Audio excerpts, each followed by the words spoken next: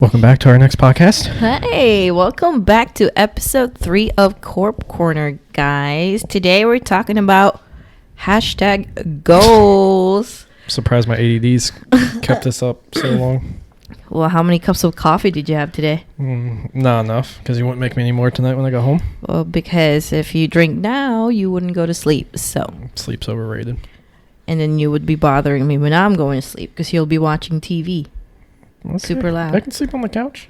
Anyways, what our episode is about today. We're going to talk about our careers. What we do since you guys aren't making us enough money whatsoever. We actually have to have day jobs. Wow. And actually, we both went to college. Okay. I got my bachelor's of science and nursing. And you? Bachelor's in Science and Computer Information Technology. Ooh, yours sounds so fancy. Basically. That's why you make the big bucks. Yeah. Basically lots of math that I don't use anymore. And I didn't learn anything that I learned in my job, so. Everybody had to take classes they won't ever use. Yeah, but I haven't used any of it. That's not true. Okay. Tell me something. Or ask me something Well, that you think I learn how to would've use a used. computer. Okay, I learned that before I went to college. Okay, but like, you know how to hack things, I guess. I think that's more on-the-job training and certifications. But your college degree got you your current job is the point. I think my charming personality and my good looks got me my current job. And your college degree. So you want to talk about your career, or you want me to talk about mine first? You can talk about yours because I know nothing about it. It's over How my head. How do you not know? It's nursing. Yeah, it's over my head. I'm not on that level. Okay, well, I work at an acute care hospital setting. What's that mean? What do you mean? What's acute care? Why is it not just That a means hospital? you take inpatients and they stay there for a couple of days. We're not a nursing home. We don't take, we're not a rehab either. So our patients don't stay with us for weeks and weeks and weeks and weeks and weeks or months. No, they don't live with us. They get better. They get the heck out. We don't want to keep them. That's the whole point. Acute care. Only when you're acutely ill. So I work on the floor called med-surg / oncology / hematology. I do it all, baby. What's hematology? I know the other two, not that one. What do you think hematology is? Hematoma? So what's that? Do you know what a hematoma is? No, I just heard it in Grey's Anatomy. Basically, it's a big fancy word for a bruise. Or a pooling of blood, really. Pooling of blood. So you deal with blood? Blood disorders. Okay, so I work on a med-surg unit. That means pretty much everything. We take care of patients that are acutely ill of, I don't know, lung diseases, kidney diseases, GI diseases, whatever, etc. And cancer. So obviously, oncology is cancer. Hematology is blood disorders. So we deal with like sickle cell patients and stuff. So, and then an inpatient setting means we only take care of patients while they're ill, and then when they're better, they get out. We so they get sick discharge again. them, so we don't rehabilitate them. That's not our job. And I would hate to work on a rehab kind of setting anyways. Imagine being stuck with a patient that you don't even like for like months or weeks. Well, I mean, I So guess, we have discharge dates, and that's what we look forward to. would you, if you worked in a rehab place, would you work Monday through Friday like a normal job, or would you work 12s? I'm not sure. Do they work 12s? I Well, wouldn't that's know. gonna I've be- never worked in a rehab before. What else? So, in my job, I since we take care of cancer patients, I obviously administer chemotherapy. Which isn't good. I mean, for the you or the exposure. Well, I mean, obviously, it's good for the patient if they need it. If they have cancer, they get chemo. Yeah, but you're still It does them injecting good. bad things into their body to fight bad things. Well, there you Is it a go. double negative? You fight fire with fire, I guess. But it's not the best for me, since I get kind of exposed to that. But we wear our proper PPEs. It's like an X-ray tech. Wouldn't they get exposed to it, even though they're behind the wall? there's some slight exposure, I guess, but you just have to wear the proper equipment. And like a, when you're a lead gown. and you're not, yeah, and then you're not supposed to be in the same room when you're doing the X-ray. True.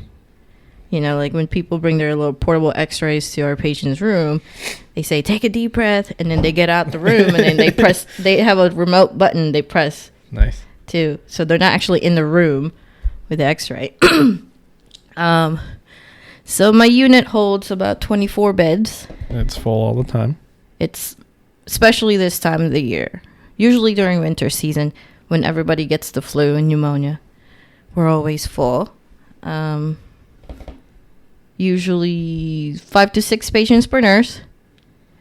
So it's hella stressful. And we get 2 aides. So they get 12 patients each. It sounds worse.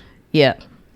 So the aides are probably a lot more stressed than the nurses. But we all share the stress. We all help each other out. What do I like about my job? No, actually, let's start with the dislikes. Let's start with the negative. So what I don't like about my job is that I feel like I have way too many patients per nurse. You know, the ratio is too high per nurse. So I feel like I'm not able to equally give them all my attention. I have to sometimes spend more time with the other patient than the other and rarely see the other one. And I feel bad about that sometimes. It's like but kids. You kind of have to prioritize who is sicker than the other. True. So you have to spend more time with the patient who's sicker. It's like having kids. You have a favorite. You won't say it. That's right. You I'm the spend favorite. You wouldn't know because you're an only child. So I'm the favorite. I have a sibling. And my mom and dad always says they don't have a favorite. They My have. brother is watching this. You know I'm the favorite. He knows I'm the favorite. Anyway, so the stress, because I feel like the acuity and it's just... This was your first job out of nursing Yeah, school, and plus right? this is my, first ever job. I never worked at a restaurant, at a gas station. You sound spoiled. No, it's just, if you grew up with Asian parents, you would know they would push you to do good, do well in your studies before anything else. It's like, you don't need no job. You just need to get straight A's. Straight A's won't pay the bills while you're in college. That's right. C's get degrees, people. You don't need straight A's, but you still should strive for it. I don't want to give bad advice, but C's still get degrees. True. Anyway, so my job can be very overwhelming. Sometimes I'm taking care of, like, out of the 6 people I'm taking care of, 4 of them are, like, very sick. And I'm like, I feel like I'm spreading my butter too thin. Let's just say it that way. That I can't keep up with the work that they need. And I don't want to feel like one of my patients will be, like, neglected or whatsoever, but I just have to go with someone who's sicker. What are else? those surveys that they have? Press Ganies? Do you guys do Press Ganies? What is that? I've never heard. It's like people going to the hospital or urgent care or whatever. It's like a company that it's just anonymous surveys that they'll send to their patients and see how they're doing. So at my job, my hospital would call the patients who were admitted, and we get scored from 1 to 10 based on our customer service, blah blah blah blah. It's like, and only 10s count. If it's not a 10, it doesn't count. well, that's like Press Ganey too, but it's all, I think they just send them a letter, or send them like an online thing out. It's been a while, so I don't know. I'm sure most businesses and jobs have to send out surveys to see. I mean, how else would you know that if you're doing well, you know? I get surveys, so. See, I think every job does it. What else don't I like about my job? Well, as nurses, they always say we're in the front lines. So we're always like the mediators, or we take the fall for pretty much everything. Even though, let's say this specific role is not my job, I would get blamed for it for not getting it done, even though it's not my job to get that done. Same with us. Because what do you say when, like, who do you call first when there's a problem? when you're at hospital setting, you say, nurse, something this, something that. I just start yelling and throwing stuff. That usually brings people running. And who would you call for that? Nurse. I wouldn't call anyone. I just You would call your nurse just to throw something at her. Probably. You're probably gonna be one of those patients. What else? Also we have to take multiple roles as a nurse. Whether be it being a waitress, because not everybody likes the way ham or pot roast is cooked. So we get blamed for that sometimes. Oh, my pot roast was so dry. Can you give me another food? So we was like, have to call and get him another tray. It's all about customer service, baby. Service with a smile. Customer service. And then being a janitor, even, because patients make messes. They could either, I don't know, flip their food tray because they hated it, throw it on the floor, or be like peeing or pooping on the floor, and we have to clean it up. So we, as a nurse, I feel like I'm taking on 10 other roles, and it's very, very, very stressful. But I've survived. I've been working as a nurse, a bedside nurse, for 3.5 years. It'll be 4 years in July, actually. So more than half. Almost 4 years in July. And I still have my job. So that must mean something, right? I must be doing something right. Exactly. But let's put this on a good note. What do I like or love about nursing? What do you think? If you were a nurse, what would you even like about it? Fast paced. You're on your feet most of the time, so time goes by fast. It does. Even though it's 12-hour shifts, I feel like it's just like 6, to be honest with you. That's how fast it goes. True. Because it's so busy, you don't even know that it's already... Most of the time, like starting at 7, I don't even look at the clock until like it's already 1 or 2. I'm like, oh, wow, it's already 1 or 2. Like, Halfway that's how through. fast it is. When I'm getting hungry, that's when I know it's around 1 or 2. That's when I know it's lunchtime. But seriously, the things that I love about my job, I get to meet all different kinds of people. True. Get to know their stories and their backgrounds, and it's kind of interesting how where these people came from, and you know what their stories are, and also being a part of their recovery, I guess. A lot of nurses actually like the ICU or emergency department setting. And I would actually hate that. I don't think I could ever work in that kind of setting. They like the adrenaline. I get that. Oh, it's exciting. Someone's heart's about to stop. You got to call code blue. You got to do CPR. But I think I would hate that. I would hate that, knowing that my patient's life is always on the line, that they could croak at any time. I mean, could that happen on your floor too? I mean, yeah. It could happen on my floor, but usually Not all the time.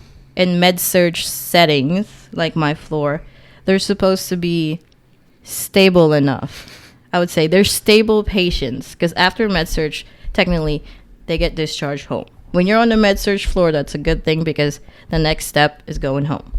You know, you don't get, like, from ICU, you go to step down and you go to med-surg. So med-surg means you're close to getting better, which I personally like. I like interacting with my patients who can walk and talk. Walkie-talkies is what we call them. I don't think I would like to take care of patients that's like being kept alive by a machine.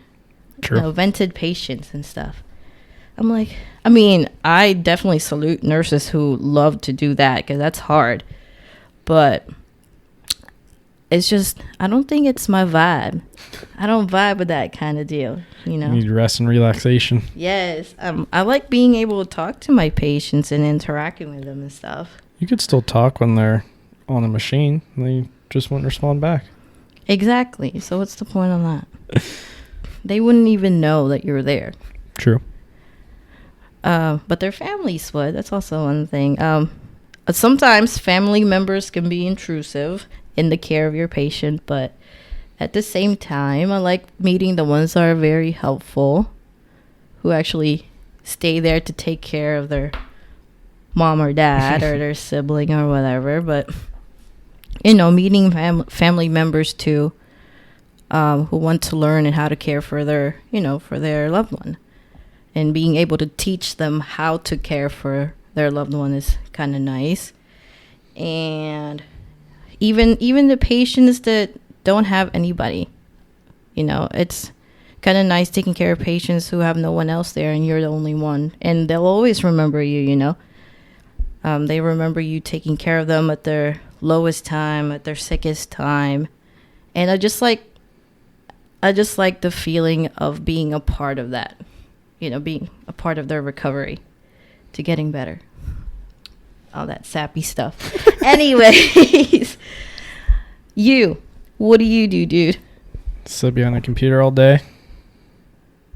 Okay, you got to give me more than that.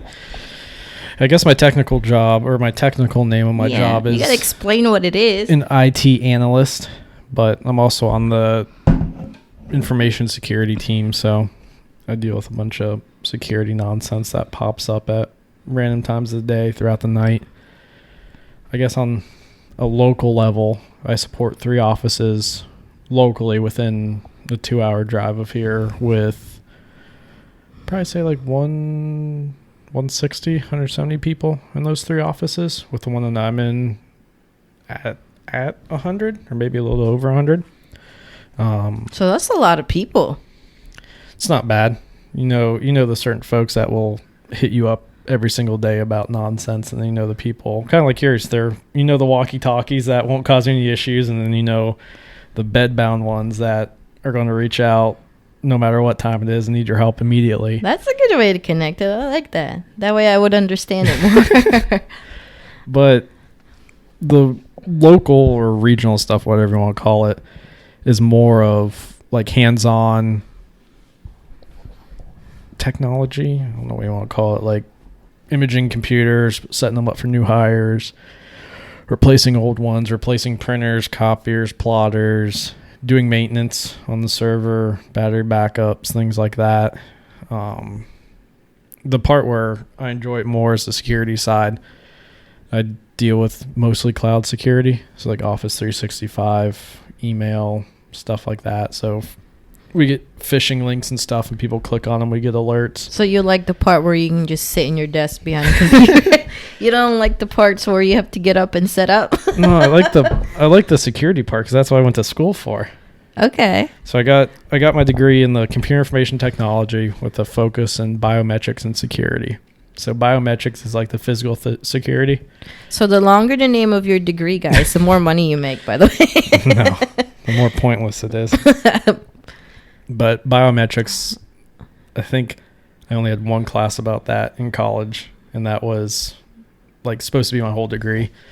So I focused more on the non-physical security aspects of things. It's not bad though. It's something new every day. Yes, I do some of the same things every day, but some of the issues that you see are brand new.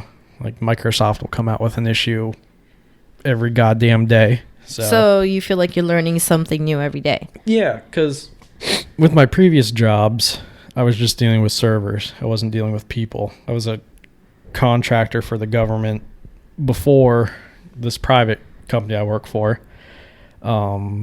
Just dealing with servers, keeping my applications running, keeping my servers running, and I had little to no human interaction besides the queue makes that I had. That.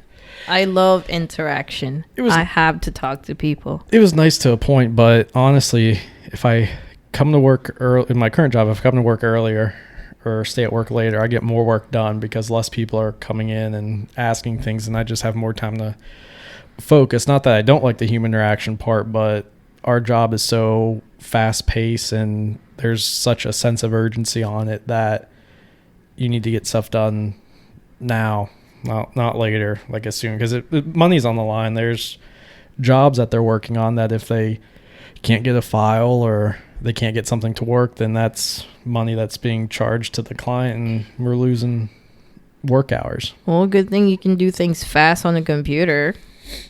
Occasionally. It's nice that you can work on stuff from home like after hours, so you don't have to sit in the office. I think that's the one thing I'm most jealous about your job is that you can do it from home. You don't. Well, I mean, you're supposed to show up at work and do your job there, but the fact that you can actually just, when you're just not feeling good and when you have an emergency, you can stay home and do your job from there. And that's one of the things I like about this company too, is that they're pretty flexible. As long as you don't abuse your working from home privilege, like there'll be times when I have to watch the dog, we don't have a sitter, I can come home at lunch for an hour or so, I can still do work, let him out, feed him and stuff, and still go back to work and not really miss a beat. Yeah. And yes, we use a sitter for our dog, guys, because we work long hours and we're not mean and we love our dog, so we can't leave our dog alone by himself for 10 to 12 hours. Well, 10 hours for you, sometimes even longer for you, and then 13 hours really for me. So we would never do that to our puppers. So he gets a sitter and he's spoiled. That was just a little side note. So then let's start with what you don't like about your job. God, how much time do you have? No, just kidding. I think the sense of urgency can be a good and a bad thing. I think it can be, one hand, it's good because it shows that you want to help the people out and you realize that, all right, they're on their time crunch, you better get it done soon. But on the other hand, if you have 10 other things piling up on your plate and you need to prioritize. So I guess it's more of a good thing because it teaches you how to prioritize what needs to get done in order. Like if you come in my office, you can see my whiteboard. I have 800 things scribbled on there, and then I have a OneNote too that just has all of my notes of things I need to get done. So I think it's definitely taught me how to stay organized and prioritize things that need to happen sooner rather than later. Because I thought you would say that customer service part is probably what you don't like, because it's the same for me. It's the whole customer service aspect that your customers are always right, and if they need this to get done, then they have to get it done. Well, it doesn't even matter what you're doing. But in my job, I can prove that they don't need that. So they're not always right. I can prove to them, not in a mean way. They can say, I need X, Y, and Z, and I can come back and be like, well, you only need X to finish what you're doing. You don't need Y and Z. You're just going to cost us more money. Okay. Where yours is like, I need medicine and... Right. I need to go potty. Yeah. And there's nobody else can take me, so I have to go there because they're going to potty. Yeah, because you can't prove them wrong. Say, no, you don't need to pee. Hold it. And then you have to clean up a mess 20 minutes later. No. Right. So, okay, then what do you love about your job the most?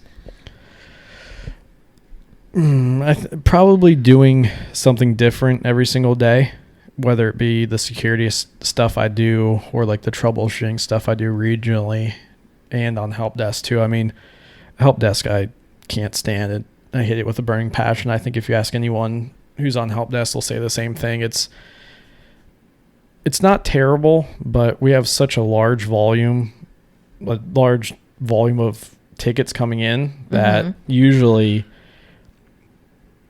75% of the time there's probably only 2 people on, and then you have some floaters, like you have 3 people on for a shift, and the shifts are usually, like I was on 2 to 5:30 today, so that's 3.5 hours. So usually it's like 3.5 hours, and it's nice too because you catch up on your skills and you kind of keep sharp on things that are happening. Like once I get off help desk, then I'll probably lose lots of the skills that I have now, and probably gain a lot more of like the soft skills, like talking to users, talking to folks around the office, and talking to other folks on my team.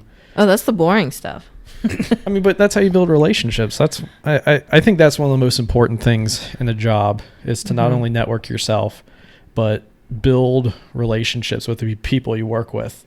Because you have the older generation who's getting ready to retire, and then you have the younger generation like you and I, right, who are working our way up. So if you start making those connections now with folks who are your peers right now, when they start getting higher and higher in the company, then you've done them a few favors, they can do you a few favors, and you guys can kind of build off of each other, and you can progress your career even more. It's kind of funny how we actually have a lot of similarities in our jobs, even though yours is like completely different I mean, world than mine. I'm not but keeping. there's some similarities there. I'm not keeping people alive. I guess I'm keeping computers alive, but it's like I know, apples but and oranges. there's some similarities. Yeah. Okay. We both deal with people every day. We're both very stressed people. Let's just go with that, all right? We both have very stressful jobs. But Stressful day jobs. in different ways. In different ways. So let's get rid of the boring stuff. Now that people know what we do as our day jobs and how we make money. Let's talk about Sex. Let's talk about sex, baby. Let's talk about our goals. Or actually, let me ask you this question. Okay. Are you happy with where you are right now at your job? In my job or in life? Job and life? Yeah, I think for how young I am and how I wouldn't say relatively new, because I've been working in like the IT field for 4 years now, since like junior year of college, or I guess junior going to senior is when I got my first like full time Right. IT job. So I think with all things considered where I'm at, I think I'm pretty pleased. I mean, I don't think I can go down any further, so only way to go is up. Okay. Are you happy in the nursing life? I mean, same as you. I'm still a newbie in my career, even though I've been working there for almost 4 years. I feel like I still have so much more to learn. I mean, you should learn every day. It should Oh my never stop. No matter how old you are. There's something new every day. You can be amazed at what the human body does and what stuff grows in the human body that you have never seen before. But in general, I am happy with my job. Very happy with it. Of course, there's always things I want to improve. Could be staffing or whatever.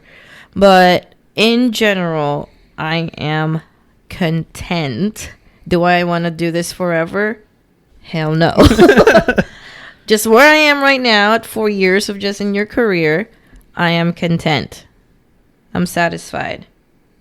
But I obviously want to do more. I don't want to do bedside nursing forever because I feel like I would be too burnt out if I've been doing this for more than maybe I'm actually already more than halfway there about feeling burnt out. 4 years, I feel like I'd be extremely burnt out next year. 5 years of bedside nursing, I would be like, ugh, that's it. I quit. But yeah, like eventually, if it didn't cost so much, I would love to get my master's degree.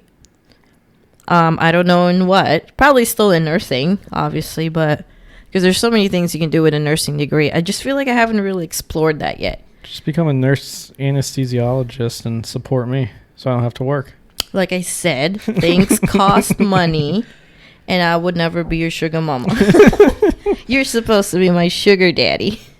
Well, me going back to school for a master's degree doesn't make sense.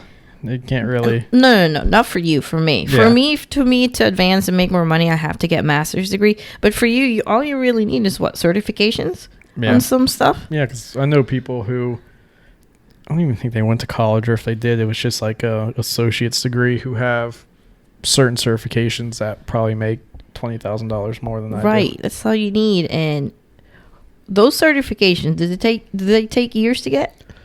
It depends. Some of the security ones, you have to prove to them that you've been like working in security like deeply for at least like 5 years, and you have to have like all your managers and stuff sign off on it and say, okay, this guy really knows what he's doing. And then you sit for the test, and there's one, the CISSP, can't think of what it stands for, but basically once you have that, you sign your own check. You can go anywhere you want and basically tell them how much money you want to make. Because why aren't you doing that? Because that's one of the ones where you have to work for like 10 years and then have 5 years experience. 10 years. How long has it been? Yeah, not long enough. And I almost could have a sugar daddy. I gotta look it up though, but there's like, I forget the number. It's something ridiculous. Like there's less than 1,000 people that have it. Might be more. I don't know. I could be thinking Really? something else. Yeah, it's one of the. Then it must be really difficult to obtain then. Yeah, there's a dude who I used to work with when I was a contractor who I think just this past year sat for it and passed it. And he was at the company I was at for at least 3 or 4 years before I started. So it takes quite a bit to do. But then you can get some of the smaller ones that...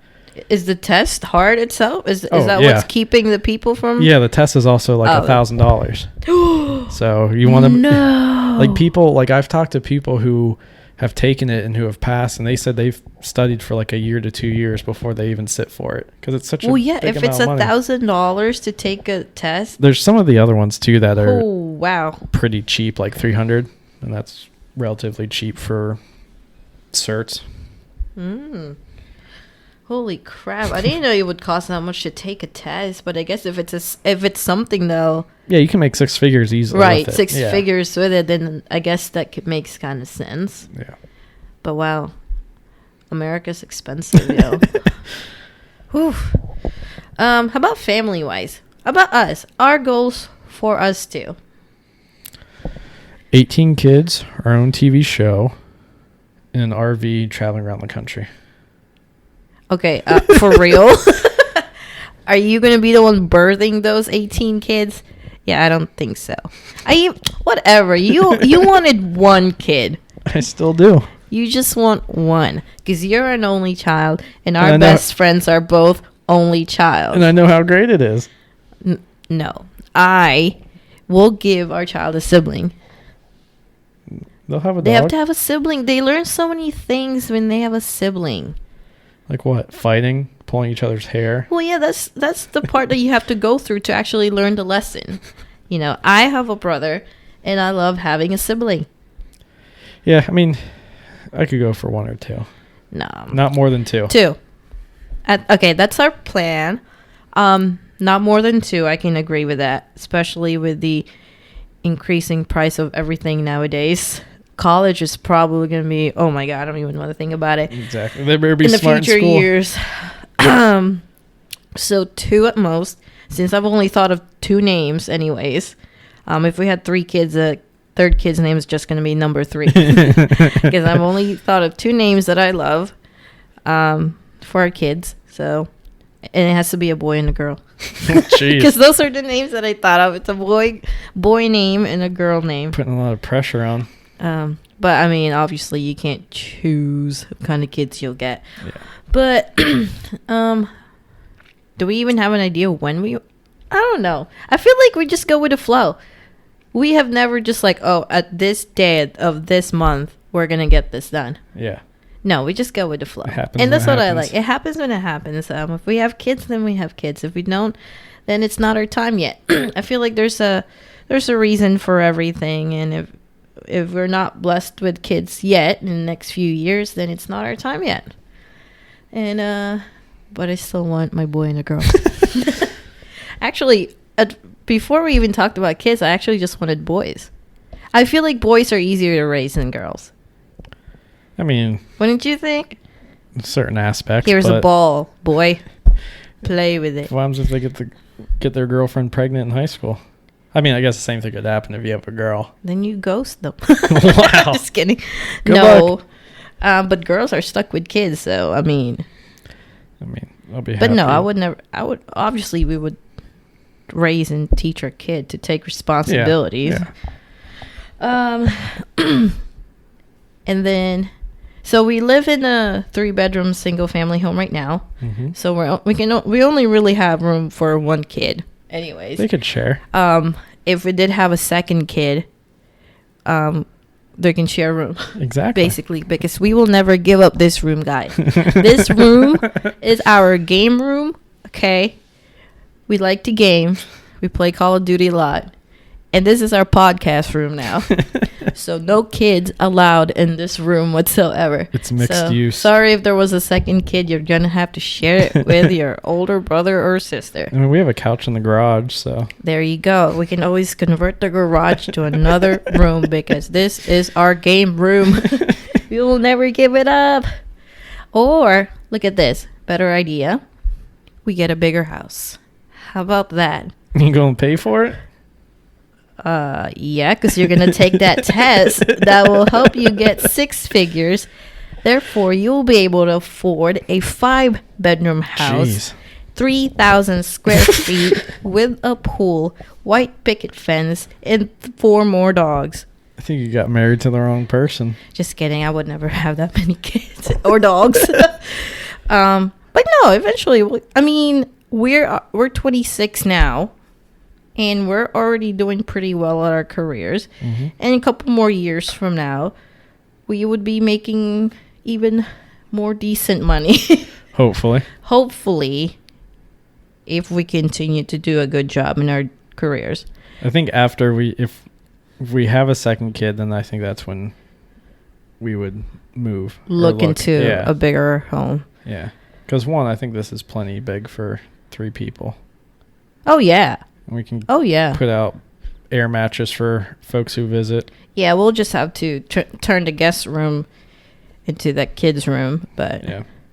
it'll happen when it happens. We just Yep. go with the flow. We never fight destiny, fate, whatever. You don't fight that stuff. You just let it happen. And then when we have kids and we have a family of our own, I want to be able to travel. It doesn't have to be out of country, but Like plan the like Von an Trapps? annual. What? The Sound of Music. We can get up on the mountaintops and sing. No, because neither of us can sing, first of all, and they have 7 children. So no, definitely not what I want. But I meant having an annual trip tradition.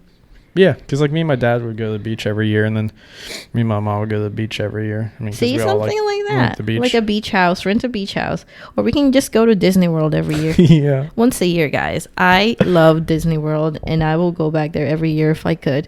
If it wasn't so expensive. It's almost as expensive going to the Caribbean, to be honest with you.